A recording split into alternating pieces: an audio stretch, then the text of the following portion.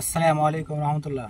একটা বিষয় ভাই সবাই মনে রাখবেন, যারা ফেসবুক দেখেন, ঘাটেন, বুঝেন, শুনেন, হ্যাঁ, প্রত্যেকটা কথা যারা শুনেন, তারা একটা জিনিস সবসময় মাথা রাখবেন যে মানুষ নিজেকে যখন একটু জ্ঞানী পরিচয় দিতে চাইবেন, নিজেকে একটা ভদ্র পরিচয় দেবেন, তখন দু তিনটা কাজ করতে হবে। কি জানেন? এক নম্বর কাজ হচ্ছে যে কখনো কেউকে উপজে উপদেশ দিবেন না।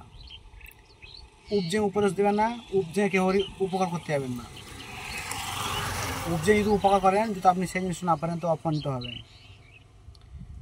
আর একটা কথা, যখন কারোর সাথে কথা বলবেন, উভয় কথা বলবেন, তখন যখন অপর ব্যক্তি যখন কথা বলবেন, তখন আপনি নিজেকে চুপ থাকার চেষ্টা করবেন, আর কথাটা পুরো শ্রবণ করবেন।